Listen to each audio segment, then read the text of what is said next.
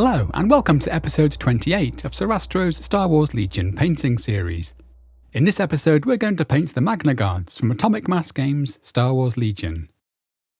Although the MagnaGuards have a somewhat limited colour palette, their nicely weathered appearance and glowing weaponry make them a lot of fun to paint. As usual when painting units of figures, I'll be using some pretty quick techniques to get them ready for the table. After assembly, I'll be priming the figures in black, followed with some zenithal highlights as usual.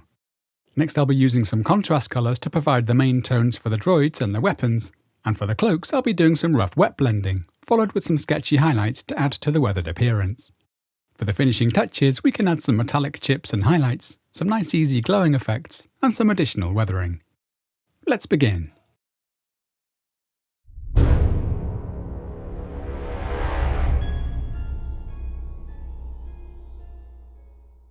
As with most of the current Star Wars Legion figures, it's recommended that we use plastic glue for assembly. The models are somewhat spindly and do require some care when putting together.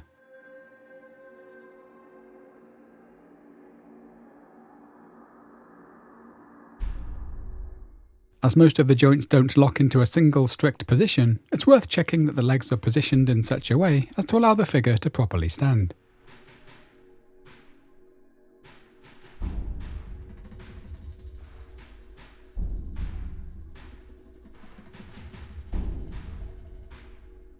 Once assembled, I'll be priming the droids off camera in black, followed with some grey and white zenithal highlights, as you can see me do back in episode 15.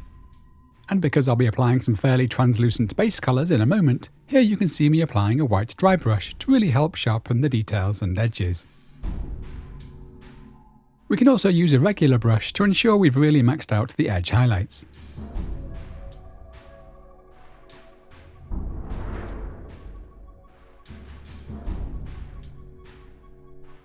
I've also decided to provide my basing at this stage as described in the earlier episodes, using some brown earth basing paste and a few cork rocks, which I'm following with a light dry brush and some shade.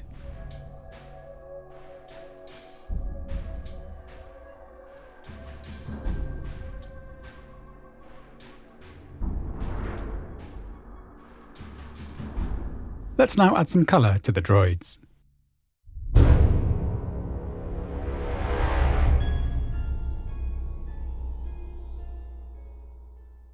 I'm going to begin by painting the droids using a 2-to-1 mix of Apothecary White and Gryph-Charger Grey, and I'm adding a drop or two of glaze medium, partly to slow the drying time, giving me a bit more time to work with the paint if needed.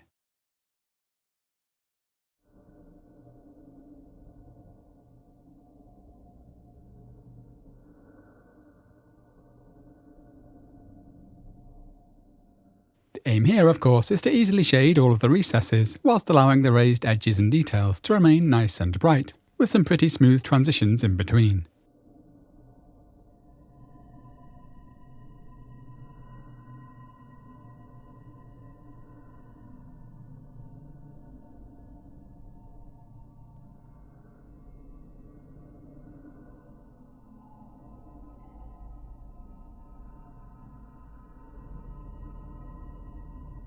I sometimes find holding the miniature upside down encourages the paint to collect where I need it most.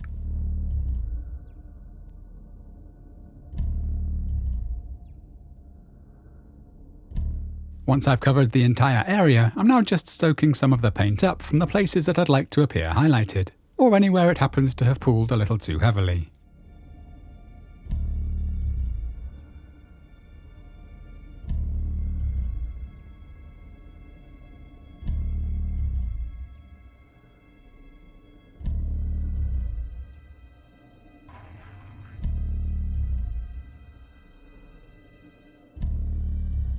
Moving on to the cloaks, I'm first assembling a selection of tones to work with. For the lighter areas, I'll be using some creamy off-whites such as Birch or Nacar, possibly with the addition of some white sands for the brightest highlights. And I'll be using some black to darken down the shadowed areas, along with some bluish Anthracite Gray, and I might also include some brownish tones with the use of some Walnut. I've chosen to wet blend my initial tones on, partly to give me control over the broad gradients, and partly because I'm after a fairly sketchy and weathered look. Other approaches might be to start with quite a dark base tone, then gradually highlight up, which is an approach I might favour if I want quite a refined, controlled look, such as when painting a hero like Lando. We could also start with quite a lightish base tone and shade things down, before adding some highlights on top, an approach I might also use if I'm looking for some fairly quick results. Another option is to apply some thinned colour over the zenithal highlights, a bit like we did with the body of the droids. I'm just after a bit more texture and tonal variation.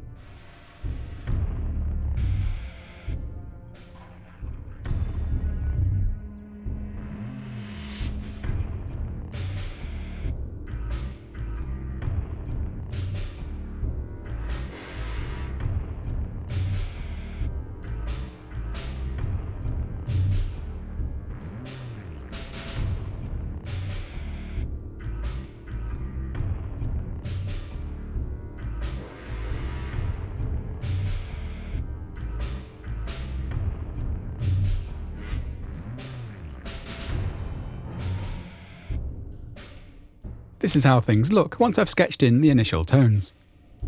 I'm now working over this to refine the look, freely boosting the highlights and shadows, and adding plenty of texture along the way.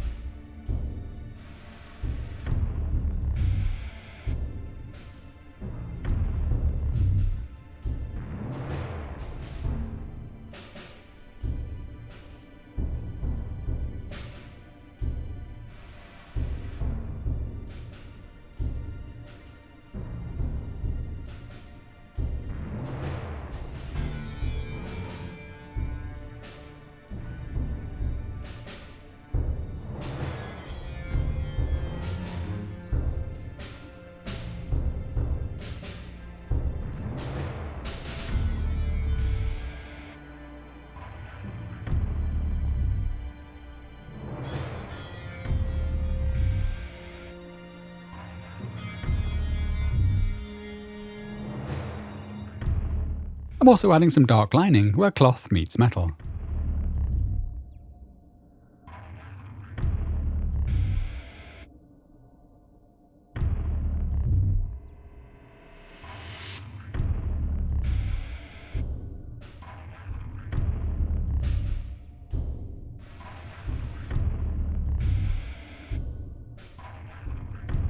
I'll be adding some more orangey weathering here later on.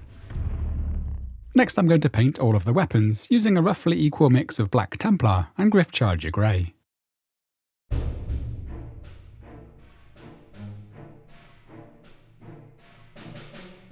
Naturally, I want to avoid the glowing crackles of energy.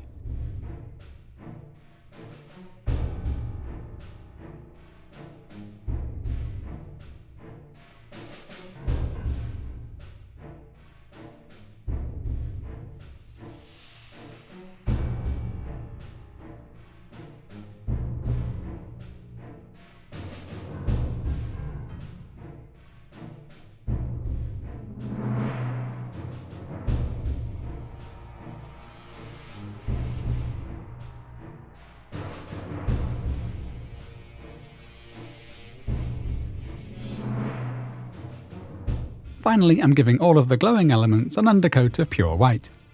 This includes the glowing crackles on the Electro Staff and Electro Whip, as well as the glowing eyes and the central light on the chest of each droid.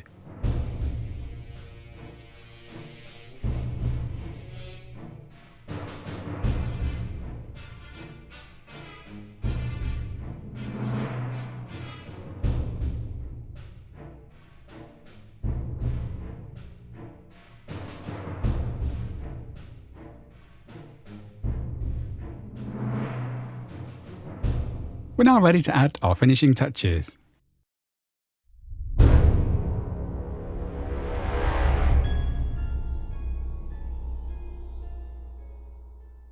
The first thing I'd like to do is use an off black tone to apply a few dark chips and scratches, as shown in the previous episode for the Super Tactical droid. We can focus these most heavily, but not exclusively, on the edges.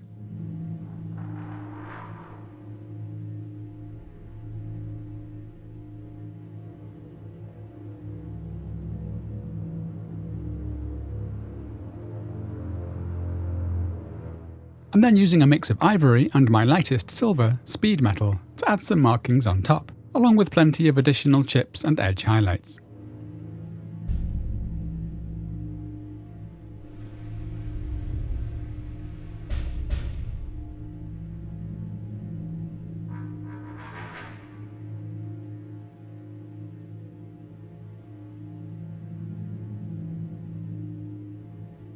I'm also highlighting any areas that I imagine will receive light from the crackling energy of the weapons.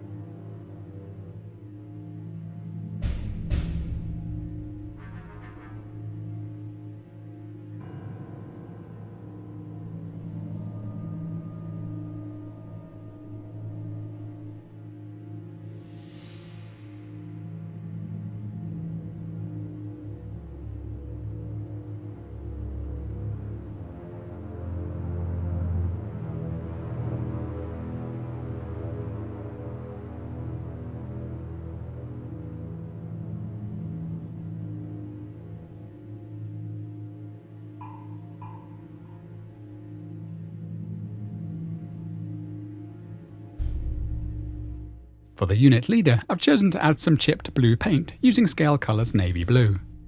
Notice I'm largely avoiding the edges where I imagine most of the paint to have chipped away.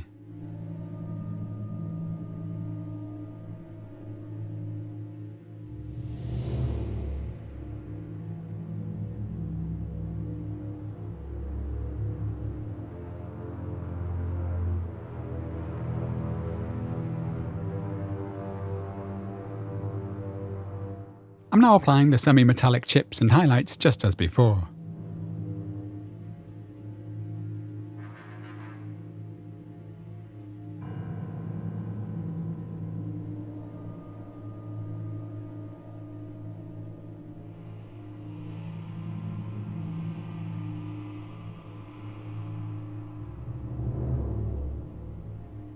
Next, I'm adding a few quick highlights to the remaining weapons.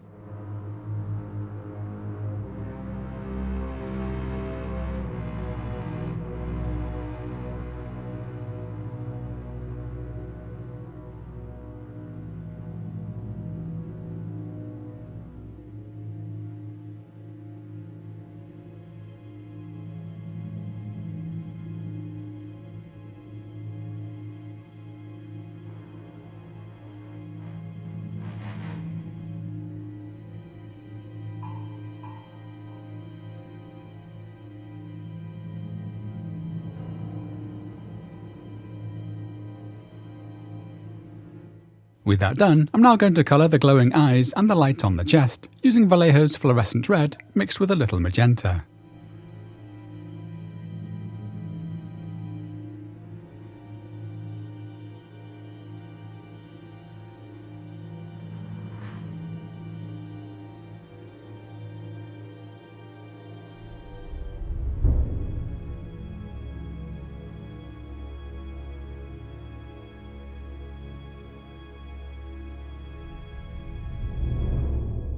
For the crackling energy on the weapons, I'm using Fluorescent Magenta mixed with a little Psychedelic Purple by Scalecolor, and thinned with a little glaze medium. Fluorescent Magenta on its own would also look fine, I just wanted to achieve a slightly more purplish look to more closely match the source material.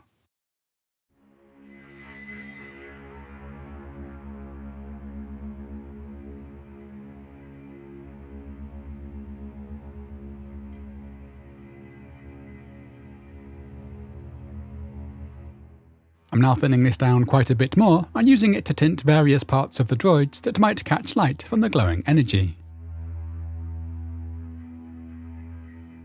This is a great way of adding some needed colour variation.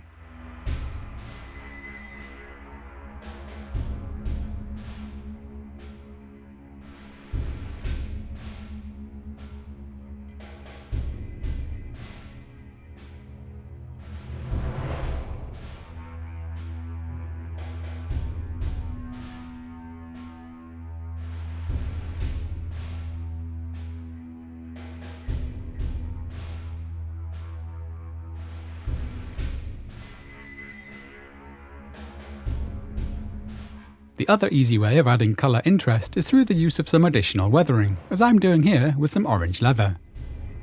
I'm applying this in pretty thin layers to build up a nice dusty gradient towards the lower end of each cloak. And I'm also brushing it onto the droids themselves, concentrating on the lower halves and often brushing the pigments up into the shadows.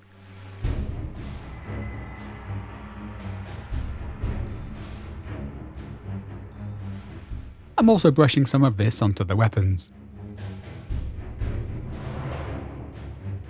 We can build the saturation to our liking.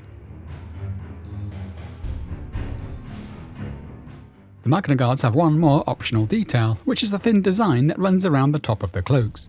I'm mixing a dark brown using black, Gobi Brown and brown leather for this.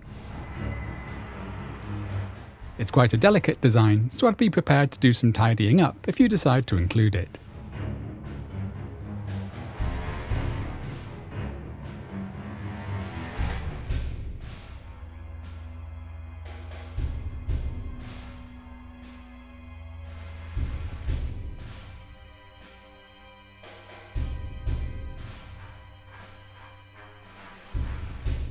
I'm now painting the rims of the bases in black, and I'm providing a few final refinements, including some last touches of weathering, some additional highlights of the rocky ground, and some further black lining to aid definition.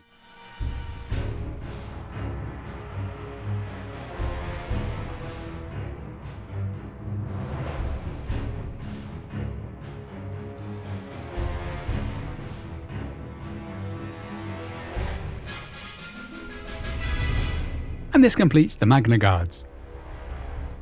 Thank you for watching. I hope you've enjoyed the episode. As usual, you'll find a full product list in the video description, along with all of the places I can be found online. Join me again soon when we paint the Persuader class tank droid from Star Wars Legion. Happy painting!